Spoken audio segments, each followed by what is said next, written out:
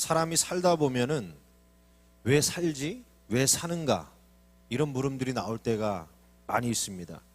순간순간 불쑥불쑥 내가 왜 살지? 왜 사느냐? 이 질문에 대답하는 두 가지 부류의 대답이 있는 것 같습니다. 하나는 죽지 못해 산다. 죽지 못해 산다. 목숨이 붙어 있으니까, 살고자 하는 본능이 내 안에 있으니까 그냥 사는 것이다. 이렇게 말하는 사람은 운명적인 사람이라고 할 수 있을 겁니다. 본래 생명이라고 하는 게 살아라, 목숨아, 이런 명령이거든요. 목숨아 살아라.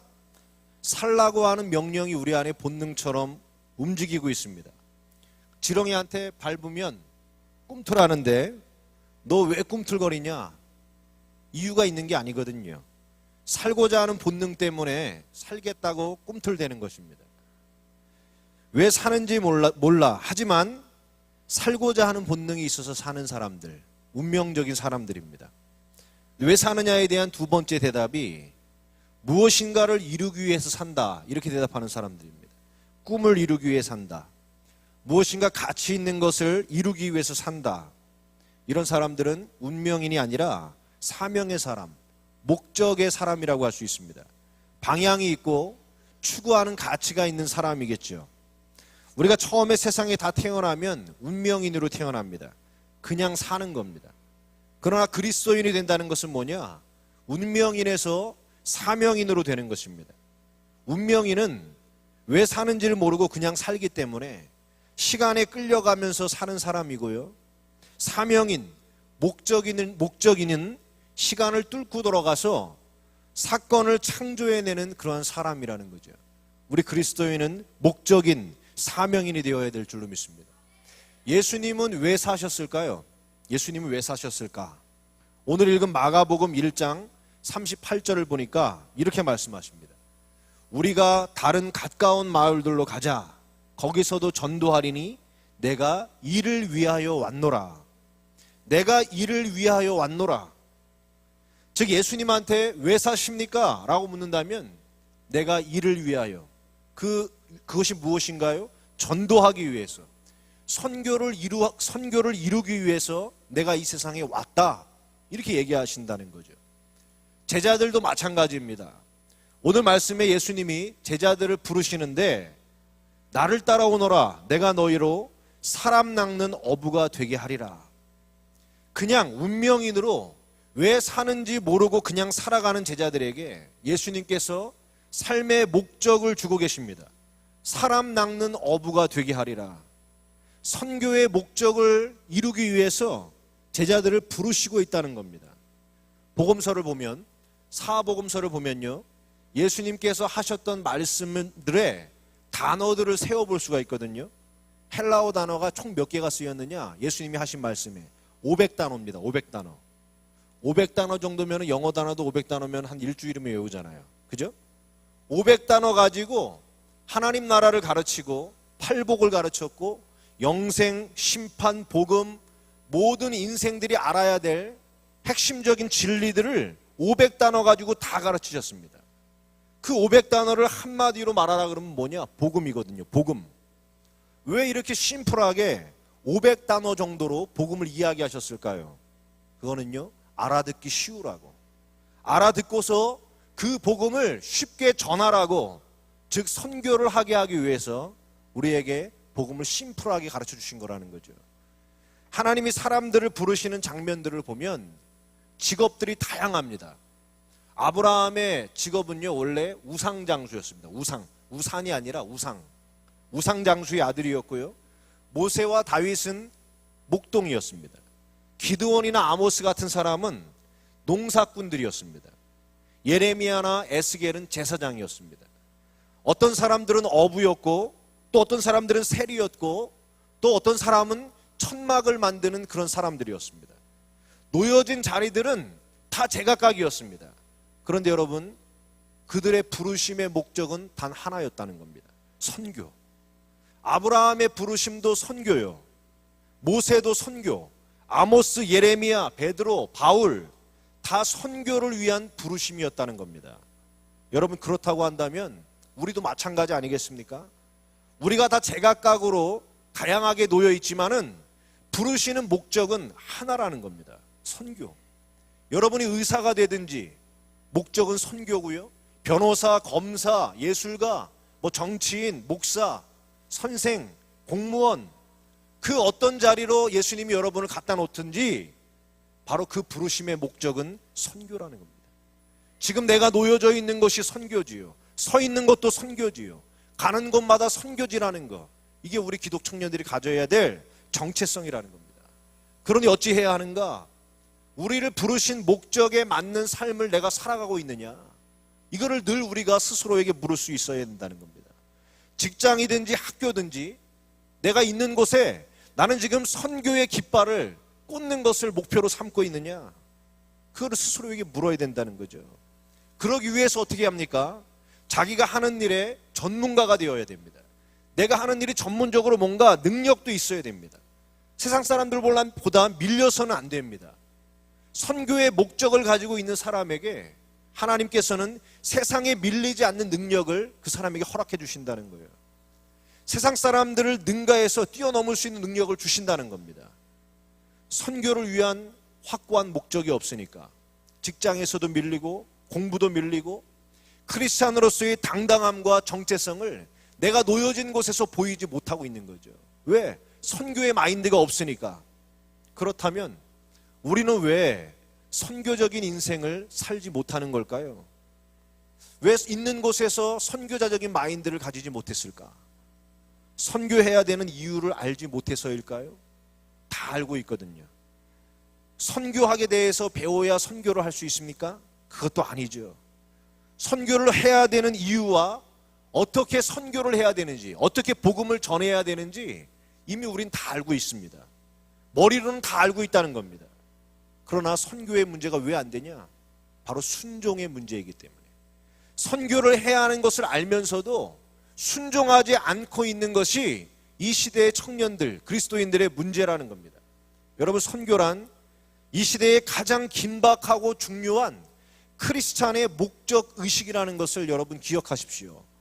오늘 우리가 읽은 본문을 보면 특이한 단어가 하나가 나오는데 그게 무슨 단어냐면 곧, 즉시 이런 단어거든요. 예수님이 시몬과 안드레가 금을 던지는 것을 보시고 나를 따라와라, 내가 너희로 사람 낚는 어부가 되게 하리라, 이렇게 하셨는데 제자들이 어떻게 나오냐? 18절, 곧 그물을 버려두고 쫓으니라. 망설임도 없고요, 고민도 없고요, 곧바로 쫓아갔다, 이렇게 이야기를 하고 있습니다. 그 다음에 야고보와 요한을 부르고 또 부르시는데 이들도 어떻게 하느냐? 아무런 사견이나 다른 얘기 안 합니다. 곧 따라가더라. 여러분, 곧이라는 말이 무슨 말입니까? 사태의 심각성, 사태의 긴박성을 말하는 단어가 곧, 즉시라는 단어입니다. 사람 낚는 일, 선교하는 일, 이 문제가 성경에서 가장 긴박한 문제, 가장 긴박한 사태, 즉각적으로 순종해야 될 문제이다 라고 하는 것을 우리들에게 전하고 있다는 겁니다. 여러분, 선교는요, 하고 안 하고의 문제가 아니라 즉각적인 순종의 문제입니다. 망설일 시간이 없는 문제, 핑계를 대고 물러날 문제가 아니라는 거죠. 왜냐? 시간이 없기 때문에, 촉박하기 때문입니다. 하나님 나라가 임하고 있는데 그 때를 놓쳐버리면 수많은 사람들이 영생을 놓쳐버리기 때문에 오늘 본문은 우리에게 세 가지의 긴박성을 촉구하고 있습니다. 첫째가 뭐냐면 하나님 나라가 긴박하다는 겁니다. 마가복음 1장 14절을 보면 아주 중요한 말씀이 나옵니다. 요한이 잡힌 후 예수께서 갈릴리에 오셔서 하나님의 복음을 전파하여 가라사대 때가 찼고 하나님 나라가 가까웠으니 회개하고 복음을 믿으라. 때가 찼다라는 말을 쓰고 있습니다. 중요한 때가 지금 임박하고 있다. 그 중요한 때가 언제냐? 하나님의 나라. 지금 하나님의 나라가 코앞에 오고 있다라는 얘기를 하고 있거든요. 그러니까 어찌해야 하느냐? 그 하나님 나라를 받아들이기 위해서 회개하고 복음을 믿어야 될 중요한 순간 속에 지금 우리가 놓여져 있다, 이 말씀을 하고 있습니다. 자, 이게 무슨 말이냐 하면요, 오늘 여기서 쓰인 때라고 하는 말이 시간이라는 뜻입니다. 시간에는 여러분도 잘 아시다시피 크로노스 시간이 있고 카이로스 시간이 있습니다. 이 크로노스 시간은요, 그냥 흘러가는 시간이거든요. 히랍 신화에 크로노스라고 하는 사람이 나옵니다. 이 사람이 추방을 당하는데 누구한테 추방당하냐면 자식들에 의해서 추방을 당해요. 이게 시간이라는 거예요. 시간이란 뭐냐? 자식에 의해서 추방당하는 게 시간이라는 겁니다. 자, 여러분 무슨 말이냐면 오늘이 자식이라고 하면요, 이 오늘의 아버지는 언제입니까? 어제죠, 어제. 어제가 오늘을 낳은 거잖아요. 그런데 오늘이 태어나는 순간 어제를 추방해버립니다. 그죠? 오늘 속에 있으면 어제가 추방당하는 거예요. 오늘 바쁜 일 때문에 어제는 사라지는 겁니다. 그런데 내일이 온다 이겁니다. 내일. 자, 내일은 오늘의 뭡니까? 자식이거든요. 자식. 그런데 내일이 오면 오늘도 추방당해버려요. 오늘 속에 살아가지만은 내일 걱정 때문에 내 미래가 어떻게 될지, 내일 어떻게 될지 그 미래에 사로잡혀가지고 오늘을 잃어버리면서 살아가는 거예요. 그러니까 어제도 놓쳐버리고 오늘도 놓쳐버리고 내일도 놓쳐버리는 거. 이게 뭐냐? 이게 크로노스라는 겁니다. 그냥 생각 없이 목적 없이 살아가면 어제도 잃어버리고요, 오늘도 잃어버리고 내일도 잃어버립니다. 한 세월 살다가 죽을 날이 돌아와서 뒤를 돌아보니까 흐르는 대로 살다 왔는데 어느 날도 한 날도 구속하거나 붙잡은 날 없이 다 놓쳐버린 그런 날들만 남는 거. 그게 뭐냐? 크로노스의 시간. 목적 없는 인생이 살아가는 시간이라는 얘기입니다. 대부분의 사람들이 이 크로노스의 시간 속에 살아가고 있죠. 그런데 오늘 본문에 때가 찼다, 이 때라고 하는 이 시간은요, 크로노스가 아니라 카이로스라는 단어입니다. 카이로스는 흘러가는 시간이 아닙니다. 어떤 시간이냐? 시간을 구속하는 것. 흘러가고 있는 시간을 붙잡아가지고 묶어버리는 시간. 그 시간을 뭐라 그러냐면 카이로스. 다다음 달 7월 17일 날이 여러분 무슨 날입니까? 제헌절이죠. 그죠? 1948년 7월 17일 이 나라가 대한민국으로 공식 출범한 날입니다.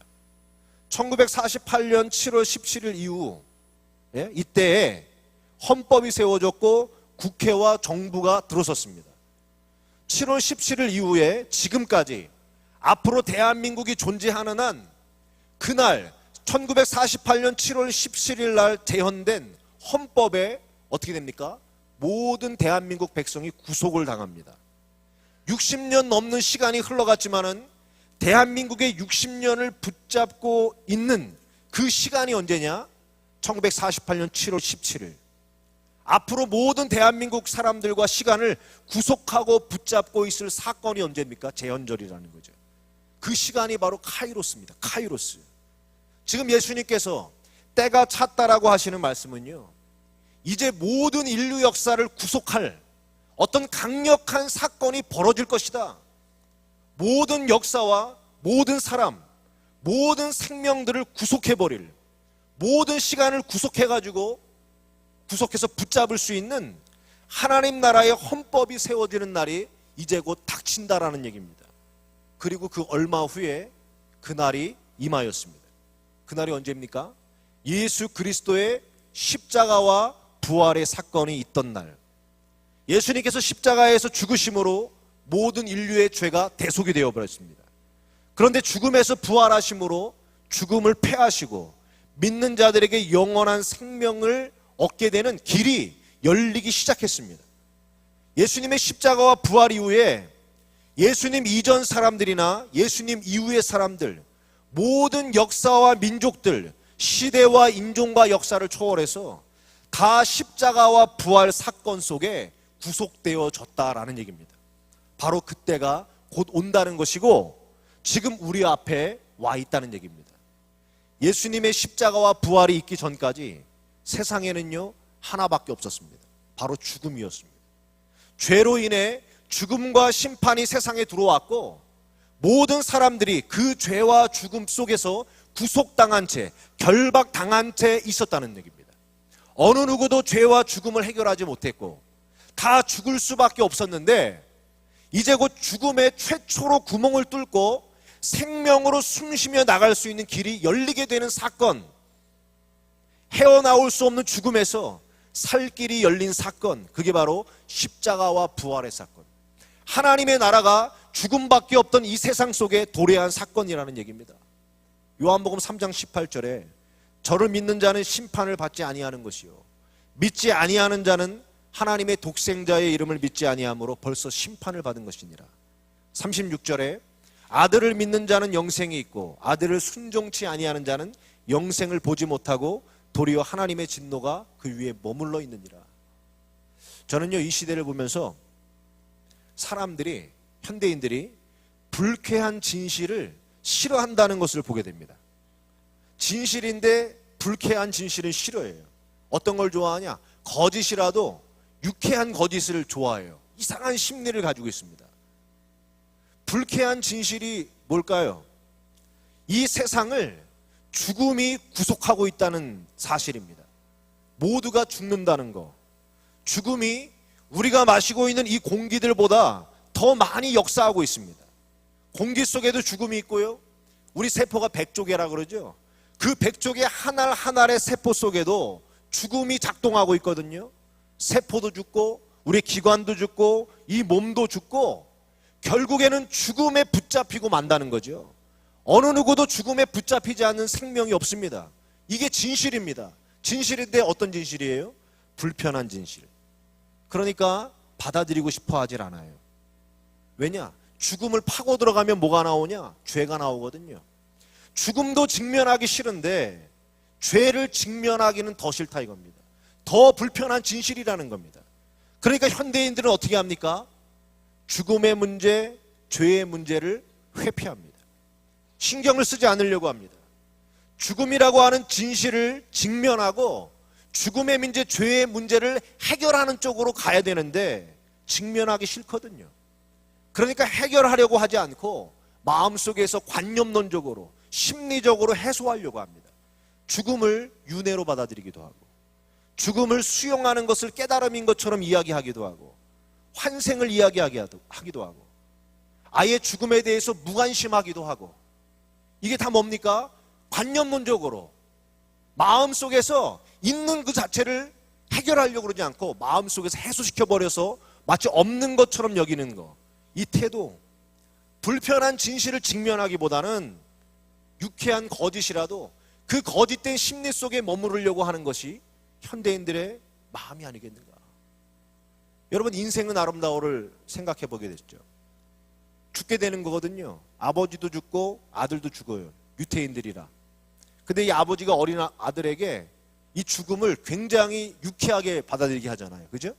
유쾌한 거짓을 합니다. 이 죽음은 죽는 게 아니야. 재미있게 막 하고 애가 가스실에 들어갈 때도 막 신나서 들어가요.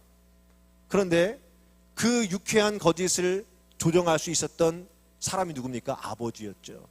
그 아버지는 죽음이라고 하는 불편한 진실을요, 정확하게 알고 있었던 거거든요. 불편한 진실을 붙잡고 있는 자가 사람들의 마음과 그 문제를 해결할 수 있는 주도권을 쥐게 된다는 거죠. 유쾌한 거짓 속에 있는 단계는 어린아이의 단계라는 겁니다. 불쾌한 진실을 직면하고 그것을 마음적으로 넘어가든 그 문제를 해결하는 것이 성숙한 어른의 모습이라는 얘기입니다. 죄와 죽음이라고 하는 불편한 진실, 이 문제를 해결하고 죽지 않고 영원한 생명을 누리는 길, 그 길이 어디냐? 예수 그리스도의 십자가와 부활 사건, 그 속에 있다는 겁니다. 여러분이, 많은 사람들이 이것을 받아들이든 받아들이지 않든 죄와 죽음이 이 세상을 구속하고 있다라고 하는 것은 그 어느 누구도 부정할 수 없는 불편한 진실입니다. 무시하고 무관심해도요, 결국 죽음이 역사합니다. 그 다음에는 죽음을 있게 만든 그 죄가 심판을 받게 됩니다. 본래대로 영원한 심판 형벌을 받게 된다고 성경은 우리에게 이야기하고 있다는 겁니다. 그런데 여러분, 우리가 이렇게 이야기하면 세상은 어떻게 얘기합니까? 얼굴을 확 찡그려 버립니다. 니네만 진리냐? 구원이 예수에게만 있냐? 종교 간에 서로 대화하고 타협을 해가지고 공생할 수 있는 길을 모색해야 하는 거 아닌가? 지네만 옳다고 주장하는 기독교의 배타성, 싫다, 숨 막힌다, 이런 얘기들을 하지요. 저도 예전에 그런 얘기를 했었습니다. 그래서 종교 간의 대화, 종교 간의 상생의 길, 이런 걸 들고 나오면서 마치 기독교만이 아주 외고집스럽게 홀로 처박혀서 자기들의 주장만 하고 있는 그런 답답한 종교로 기독교를 압박하고 있는 거죠. 그러나 여러분, 한번 생각해 보십시오. 한번 생각해 보십시오. 귀하고 가치 있는 것들, 그 세계는요, 배타적입니다. 배타적입니다. 여러분, 거룩함을 보십시오. 거룩함은요, 배타적입니다. 깨끗한 것, 순수한 것은요, 다른 것과 섞이지 않습니다. 여러분, 아름다움을 보십시오. 아름다움은요, 배타적입니다. 주변에 있는 것들을요, 무색하게 만들어요. 존재 자체를 무색하게 만들 정도로 도도하게 자신의 아름다움을 드러냅니다. 사랑도 배타적이죠. 사랑하면 사랑하는 사람 말고 다른 그 어떤 것들을 향해서도 마음의 문이 닫히게 되어 있습니다. 정직도 배타적입니다. 정직하면 거짓과 타협하지 않습니다. 누가 뭐라고 해도 정직은 정직의 길만을 걸어가게 되어 있습니다. 진리란 배타적이라는 얘기입니다. 세상이 죄와 죽음에 붙잡혀 있는데 어느 누구도 인간은 죄와 죽음을 해결할 수 없는데 그 유일하게 해결할 수 있는 것이 십자가와 부활이라면 무엇과 타협할 수 있겠습니까? 이 진리 외에 다른 무엇을 전할 수 있냐? 상생하고 대화하고 커뮤니케이션 하는 것이 중요한 게 아니라 생명을 살리는 것이 더 절대적인 것이기 때문에 여러분, 기독교는 진리의 배타성을 받아들이고 주장한다는 얘기입니다. 20세기의 교회 역사가 라토렛이라고 하는 박사가요, 이런 얘기를 했습니다. 시간과 공간 속에 자신의 정체성을 포기하고 주변 환경에 순응했던 교회들이 있었다. 그러나 그런 교회들은 결국에 자신들이 그렇게 순응했던 시대와 사회 그리고 기류가 바뀌면서 모두 다 소멸해버렸다. 이건 무슨 얘기입니까? 어떤 세상의 시류, 세상과 타협하면서 서로 상생을 주장하던 교회들은요, 그 기류와 사조와의 흐름과 함께 역사 속에서 소멸돼 버렸다는 거예요. 이 말을 명심해야 한다는 겁니다. 교회가 교회의 정체성인 복음의 진리를 지킬 때 그 교회가 생명력이 있는 거죠. 크리스찬도 마찬가지. 복음의 정체성이 분명해야 크리스찬이지, 적당히 타협하고 상생과 대화가 우선이 되고 그런 식으로 서로 포용하고 그런 식으로 섞이면서 자신의 색깔을 잃어버리게 되고 자신의 진리의 본래성을 상실해버린다는 거죠. 신앙이 무너지고 마는 거죠. 여러분, 예수가 유일한 길이다. 저도 이거 아니었으면 좋겠어요. 여러 가지 길이 있었으면 좋겠어요. 그런데 우리의 바램과 달리 그 길 말고는 다른 길이 없다라는 거, 이 배타성을 인정하고 이 배타성 때문에 욕먹겠다, 이 배타성 때문에 내가 탄압받아도 나는 이 배타성을 전할 수밖에 없다. 이게 그리스도인이라는 얘기입니다. 이 진리를 개방하는 순간 상생의 길을 찾아보자 하고 나왔다가는 우리의 신앙도 해체되고 하나님이 그나마 사망 속에 들어와 있는 이 인간들에게 열어놓으신 유일한 구원의 문마저 닫혀버리게 된다는 얘기입니다. 그러니 어떻게 해야 하겠습니까? 복음을 전해야 하는 것입니다. 하나님 나라가 이 땅에 도래해 와 있다는 거, 구원의 문이 열려 있다라고 하는 그 길을, 그 선교의 길에 우리가 들어서야 한다는 얘기입니다. 둘째는 뭐냐? 이 시대에 선교의 긴박성이 있다는 얘기입니다. 오늘날 가장 시급한 문제가 뭘까요? 환경 문제일까요? 경제 문제, 전쟁 문제, 물론 중요한 문제들입니다. 그러나 그런 문제들은요, 결국에 어떤 문제냐? 크로노스의 시간 속에 있는 문제들입니다. 크로노스의 시간들 속에. 왜냐하면 그 안에 있던 문제들은 인간의 생명과 함께 사라지는 것들이죠. 한 세대가 지나가면 또 달라지는 문제들입니다. 육적인 문제들, 영원한 문제는 아니라는 거예요. 모든 시대를 막론하고 가장 중요한 문제는 짧은 생명의 문제가 아니라 영원 생명의 문제라는 거죠. 즉 영원한 생명을 얻는 문제가 가장 중요한 문제. 눈에 보이기에는 경제일지 몰라도 눈에 보이지 않는 세계를 바라보는 사람이라고 한다면 모든 역사를 통틀어서 가장 시급한 중요한 문제가 선교의 문제라는 얘기입니다. 아직도 예수 믿지 않고 죽음에 붙잡혀서 그 죽음을 넘어갈 수 있는 길이 있는 것을 보려 하지도 않는 영혼들이 전 세계에 50억이 있습니다. 이 중에서 25억 8천만 명은요, 복음을 들을 기회도 없는 사람들입니다. 남아시아의 1117개의 종족, 중앙아시아의 402개의 종족, 동남아시아 1100개 종족, 아프리카 대륙의 794개 종족, 여기는요 복음이 들어가지 못하고 있습니다.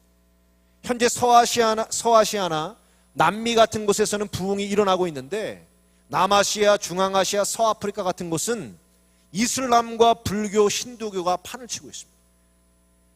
죽음의 문제를 어떤 수용의 문제로, 어떤 윤회의 문제로 죽음과 맞닥뜨리려 하지 않고 죽음과 타협하는, 인간을 현혹시키는 그런 어떤 내세 사상을 가진 종교가 저들의 영혼을 붙잡고서 죽음 속으로 데려가고 있다는 얘기죠. 최근 50년간 종교 간의 종교들의 성장률을 보인 자료가 있는데, 불교가 50년 동안 63% 성장했습니다. 힌두교가 더 기승을 부려서 117% 상승했습니다. 이슬람은요 아예 500% 성장했습니다. 그런데 기독교는 47%밖에 성장하지 못했습니다. 불교, 힌두교, 이슬람, 유교, 이들은요 연대했습니다. 연대. 하나가 되고 서로 상생을 합니다. 그런데 기독교는 연대하지 않거든요. 힘을 모아가지고 기독교를 탄압하고 기독교에게 종교 간의 대화 속으로 들어오라고 지금도 우리를 유혹을 하고 있습니다. 여러분, 안타깝지 않습니까? 종교란 상대적인 거 아닙니까? 각자 나름대로 믿기 아닙니까? 이런 문제일까요? 아니죠. 안타까움을 느껴야 하는 문제라는 겁니다. 예수님의 심정으로 보자면, 하나님의 마음으로 이 문제를 바라볼 수 있다면 안타까움을 느낄 수밖에 없는 문제라는 겁니다. 여러분, 누가 하나님 나라를 위하여 선교의 주체로 일어서야 하는 걸까요? 바로 우리 청년들입니다. 세계 선교의 흐름을 주도한 사람들을 보니까 여러분 거의가 20대였습니다. 20대. 우리나라에 순교당한 최초의 순교자가 토마스거든요. 순교당할 때 나이가 꼬마예요. 꼬마. 27살. 예? 아펜젤로 선교사가 우리나라에 들어올 때 여러분 나이가 27살입니다. 지금 우리는 뭘 해야 될지도 모르는데, 27살에 내 비전이 뭔지도 모르고 어떤 방향으로 가야 될지도 모르는데 27살에 대한민국을 들어와서 대한민국의 복음의 문을 열어버렸어요. 언더우드는요 23살에 들어왔습니다. 23살에. 여러분 23살에 뭐 하고 있었나요? 저 23살에 군대에 있었어요. 제가 요 나이 때 청년들을 보면 어린 것 같은데, 하나님이 쓰시니까 그 어린 나이에도 한국 신앙인들의 영원한 영적 스승이 되었습니다. 영적인 아버지가 되었습니다. 최근에 영화로도 소개된 적이 있는 짐 엘리엇 선교사의 이야기가 있습니다. 이 선교사는요 28살에 순교를 당했습니다. 남미의 에콰도르에 있는 식인종 아우카 부족에게 선교하러 갔다가 이틀 만에 이 식인종들한테 창에 찔리고 도끼에 맞아가지고 죽었습니다. 그리고 잡아먹혔습니다. 짐 엘리엇이 죽고 나가지고 3년 뒤에 그의 부인이 아들을 데리고 다시 식인종 그 종족에게 선교를 하러 갑니다. 그리고 그때 그 무자비한 식인종들이 회개하고 예수를 믿게 되는 사건이 나타나요. 그 짐 엘리엇의 순교의 피가 뿌려지니까 거기서 구원의 열매가 나타난 거죠. 그때에 짐 엘리엇을 때려 죽여서 잡아먹은 식인종 중에 한 사람이 목사가 되었고요. 짐 엘리엇의 아들은요 그 아버지를 잡아먹은 원수를 양아버지로 삼았습니다. 짐 엘리엇의 희생이 수많은 영혼들을 구원해낸 거죠. 이 짐 엘리엇이 일기를 쓴 게 요즘에 많이 돌고 있는데요, 21살 때 여러분 이런 일기를 썼습니다. 저는 이거 보고 진짜 가슴이 철렁 내려앉는 것 같았습니다. 21살에 이런 가슴을 가지고 있는 사람이 지금도 있다면, 이런 가슴을 가진 청년들이 있다고 한다면, 온 세상 어디를 갖다 놔도 누가 당하겠는가? 여러분 일기장에 이런 말을 썼습니다. 하나님, 제가 기도하오니 마른 막대기 같은 나의 인생에 불을 붙여주셔서 당신을 위해 타오르게 해 주옵소서. 당신을 위해 타오르게 하여 주옵소서. 하나님, 나의 인생은 하나님을 위해 소모되는 인생이 되기를 원합니다. 내 인생은 당신 것이오니 오 하나님, 오래 살기를 원치 않습니다. 오래 살게 하여 주옵소서. 하나님, 저는 압니다. 당신께서 저에게 당신을 섬기든지 저의 갈 길을 가든지 절대적 자유를 주신 것을 압니다. 저는 주인이신 당신을 사랑하기에 당신을 섬길 것입니다. 저는 나가서 자유가 되지 않을 것입니다. 내 귀에 구멍을 뚫어주사 나로 오직 당신의 목소리만 청종케 하옵소서. 그리고 그 밑에다가 이런 글귀를 남겼습니다. 영원한 것을 얻기 위해 영원하지 않은 것을 포기하는 사람은 바보가 아니다. 여러분, 일기장에 이런 글을 썼어요. 기가 막히지 않습니까? 영원한 것을 얻기 위해 영원하지 않은 것을 포기하는 사람, 영원한 것을 얻기 위해서 자유까지 포기하고요, 생명까지 포기하고요, 자신의 젊음과 꿈과 욕망까지 다 포기한 거예요. 영원한 것을 얻겠다고. 식인종들의 영혼이 영원한 생명을 얻게 해주겠다고 자신의 유한한 생명, 그 피같이 젊은 생명을요 포기했다는 겁니다. 자기의 유한한 생명을 포기함으로써 하나님이 주실 영원한 생명을 얻게 될 그 생명을 얻겠다고 자기의 유한성을 포기했다는 거죠. 그런 사람이 바보인가 바보가 아닌가? 짐 엘리엇은 믿었죠. 바보가 아니라고. 짐 엘리엇의 세계에서 보면요, 우리 시대의 청년들은 어쩌면 다 바보일지 모릅니다. 영원하지 않은 것을 얻기 위해서 살아가고 있지 않습니까? 영원하지 않은 부를 얻겠다고 살아가고, 영원하지 않은 명예, 영원하지 않은 이 몸뚱아리를 위해서 신앙을 포기하고 사명을 포기하고 선교를 포기하고 영원하지 않은 것들을 붙잡겠다고 집착하면서 애를 쓰고 살아가고 있지 않는가? 그렇게 살다가 크로노스 시간처럼 역사에서 추방당하고 인생에서도 추방당하고 하나님 나라에서도 추방당하게 되는 그런 모습들이 이 시대에 얼마나 많냐는 겁니다. 여러분, 오늘날 이 세계의 가장 긴박한 문제는 영원한 것을 붙잡는 문제입니다. 선교의 문제입니다. 젊은 청년들의 열정과 헌신이 요구되고 있다는 것입니다. 그런데 문제는 무엇이냐? 우리나라의 교회들도요, 지금 굉장히 어려움들을 겪고 있습니다. 현재 우리나라 교회가 몇 개인 줄 아십니까? 여러분, 하늘에서 내려다보면은 다 십자가밖에 안 보인다, 그런 소리 하면 안 돼요. 그래봐야 5만 4천 개밖에 안 됩니다. 5만 4천 개. 대한민국이 4,300만 명인데 5만 4천 개가 많습니까? 점집은요, 우리나라의 무속인이 100만 명입니다. 100만 명. 목사님들 합해봐야 10만 명밖에 안 돼요. 10만 명이 뭐가 많다고 난리를 치는지. 그게 다 뭡니까? 교회를 어떻게 하든지 밟으려는 거죠. 그 5만 4천 개 교회 중에서 여러분, 자립한 교회가 몇 개인 줄 압니까? 14,000개밖에 안 됩니다. 4만 개 교회가요 5천만 원도 안 되는 돈을 가지고 1년을 운영을 하고 있습니다. 5천만 원도 안 되는 돈 가지고 사글세 내고 월세 내고 전기세 내고 행정하고 목사님 사례비 주고, 이런 교회들, 생존조차 힘든 교회들이요 67% 70%입니다. 그런데도 교회를 보고 욕을 하죠. 이러니 미자립 교회들을 섬기는 목사님들, 전도사님들 열심히 목회를 하다 하도 들려오는 거는 교회에 대한 욕밖에 없고, 먹고 살기도 힘들고 생활고에 못 이기게 되니까 뭐 합니까? 아르바이트합니다. 투잡을 합니다. 저도 미자립 교회에서 목회를 5년 반을 했는데 저도 김장사 하고요, 그리고 학원차도 끌고 그랬어요. 어쩔 수 없어가지고. 선교는요 꿈도 꾸지 못하는 교회들이 얼마나 많은지 모릅니다. 이렇게 되니까 지방에 있는 아이들은요 제대로 신앙교육을 받을 수가 없습니다. 이 세상의 세속화에는 많이 길들어지는데 점점 더 교회 안에 들어와서 제대로 된 신앙교육을 받지 못하니까 점점 더 오락과 세속화에 애들이 마음이 사로잡혀 가는 거죠. 90년대 이후에 기독교의 인구가 감소했다는 통계가 무엇을 말해주고 있습니까? 자라나는 세대들이 신앙교육을 받지 못하고 있다. 그렇다면 앞으로의 젊은 세대들, 이후의 세대들은 여전히 교회를 떠나갈 것이고, 이 땅에 피로 세워진 그리스도의 교회는 점점점 핍박받고 약해질 것이라는 것, 눈에 보이지 않습니까?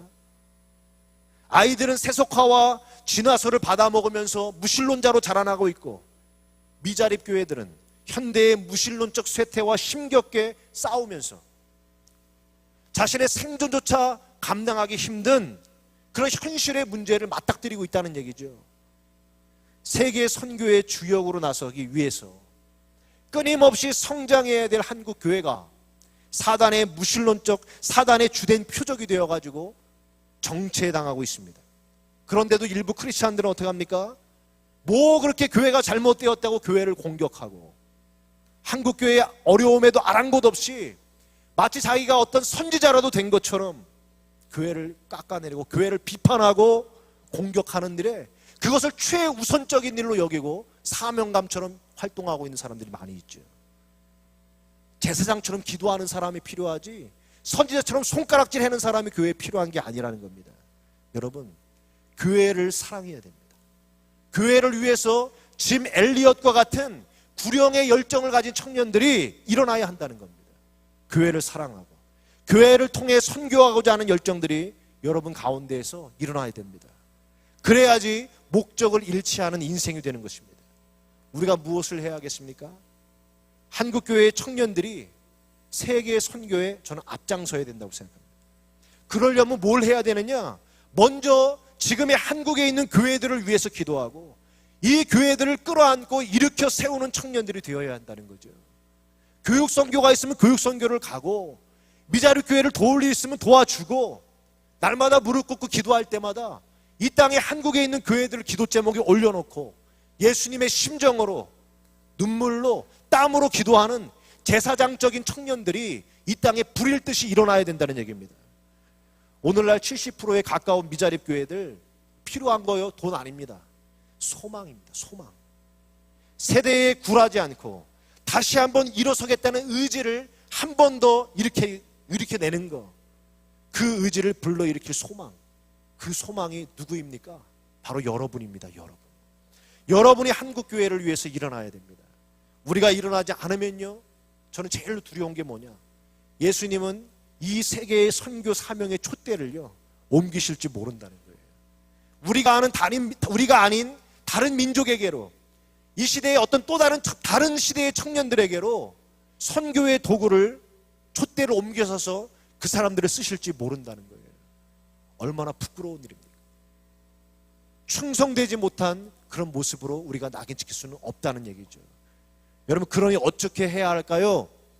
즉각적으로 순종하자는 겁니다. 즉각적으로. 오늘 말씀으로 돌아와서 다시 한번 곧 즉시라는 말을 묵상할 필요가 있습니다. 마가복음에서는요, 예수님을 뭐라고 소개하느냐면 하나님의 아들로 소개합니다. 자, 하나님의 아들이 오셔서 나를 따라오너라, 내가 너를 사람 낚는 어부가 되게 하리라. 하나님의 아들이 시키신 명령이니까 어떻게 반응합니까? 이리 재고 저리 재고 응답하는 게 아니라 하나님의 명령이므로 곧 쫓으니라. 즉시 즉각적으로 순종하느니라. 본문의 분위기를 보십시오. 예수님이 따라오라고 명령하시니까요, 군말이 없습니다. 생각도 없고 단순하게 반응을 합니다. 하나님 아들의 명령이니까, 하나님의 아들이 내리시는 가장 중요한 1급 명령이니까 즉각적인 순종의 모습으로 마가복음 1장에서는 제자들의 모습을 우리에게 보여주고 있습니다. 여러분, 이 왕의 명령, 하나님의 아들의 명령은 여러분에게도 주신 명령입니다. 아무개야 나를 따라오너라, 내가 너로 사람 낚는 어부가 되게 할 것이다. 네가 어디를 가도, 네가 무엇을 해도 그건 다 내가 너를 통해 사람을 낚으려고 하는 도구일 뿐이다. 목적은 무엇인가? 도구가 목적이 아니야. 낚시가 목적이 아니야. 낚시는 도구야. 물고기가 본질이야. 사람이고 생명이고 영혼이 목적이야. 이렇게 말씀하신다는 거예요. 그런데도 사람들은 장가가야 합니다. 취업해야 합니다. 시험을 통과해야 합니다. 이렇게 말하면서 명령에 거부한다는 겁니다. 물론 그런 것도 해야겠죠. 그런데 여러분, 알고 해야 됩니다. 그런 거는요, 목적이 아니라 도구라는 것입니다. 시험 공부하기 위해서 우리가 존재하는 것입니까? 장가가기 위해서 우리가 이 세상에 태어난 것입니까? 취업하기 위해서 우리가 이 땅에 숨을 쉬고 있습니까? 아니지요. 그 모든 것들은 도구일 뿐. 선교를 이루기 위해서, 하나님 나라를 선포하기 위한 도구로서 그런 것들이 필요한 것이고, 우리의 목적과 우리의 존재는 하나님 나라를 이루기 위한 것이라는 겁니다. 한 왕이 프랑스를 방문했습니다. 프랑스에는 이 왕이 좋아하는 레오날드 우드경이라고 하는 귀족이 있었습니다. 왕이 레오날드 경을 만찬에 초대하고 싶어가지고 초청장을 보냈는데 응답이 없습니다. 그리고 며칠 후에 그 만찬식이 열렸습니다. 왕이 만찬식 때 궁전을 이렇게 거니는데 레오날드 우드 경이 와 있는 겁니다. 너무 의외라 가지고 왕이 레오날드 경에게 말했습니다. 아니, 당신을 이곳에서 만나게 될 줄은 생각을 하지 못했어. 어떻게 된 일입니까? 그러니까 레오날드 경이 오히려 더 당황하면서 이렇게 얘기합니다. 아니, 폐하께서 저를 초청하지 않으셨습니까? 그러자 왕이 물론이죠. 당신을 초대했습니다. 그런데 당신은 내 초대장에 아무 응답도 하지 않았지 않습니까? 응답이 없길래 당신이 안 올 거라고 생각했지요. 그러자 레오날드 우드 경이 정중하게 얘기했습니다. 폐하, 왕의 부르심에는 간다 못 간다, 가타 부타 결코 토를 달 수 없는 것입니다. 다만 순종만 있을 뿐입니다. 여러분, 성경에는 위대한 사람들이 있습니다. 아브라함도 위대합니다. 모세, 다윗, 바울 위대한 사람들입니다. 이 사람들이 왜 위대한 사람들입니까? 도덕성이 높았기 때문에 위대한가요? 큰 은사와 능력이 있었기 때문에 위대합니까? 아닙니다. 정말로 위대하신 분은 하나님밖에 없습니다. 그들이 위대한 것은 순종하였기 때문입니다. 하나님께 즉각적으로 순종한 사람들이었기에 하나님은 그들을 위대한 사람들로 높여주셨습니다. 여러분, 하나님께서는 이 시대에 여러분에게 동일한 말씀을 하십니다. 나를 따라오너라. 내가 너에게 너의 존재의 목적을 부여해 주겠다. 내가 너로 사람 낚는 어부가 되게 하리라. 이 말씀에 즉각적으로 순종하며 나아갈 때 하나님께서는 여러분들을 통해 수많은 영혼들을 살게 하시고 하나님 나라가 이 땅에 확장되고 이루어지는 하나님의 선교의 사역의 주인공들로 여러분을 사용하게 되는 줄로 믿습니다. 우리 함께 이 시간에 오늘 말씀 붙잡고 기도하겠습니다. 이 시간 기도할 때 나는 왜 사는가에 어떤 대답을 가지고 있는 사람인지 스스로에게 물어보시기 바랍니다. 죽지 못해 사는 거야, 그냥 살아있으니까 사는 거야 라고 대답하는 운명인인지, 아니면 하나님이 주신 목적을 붙잡고 살아가는 건지. 목적을 발견하는 게 너무 어려운데요, 모르겠는데요.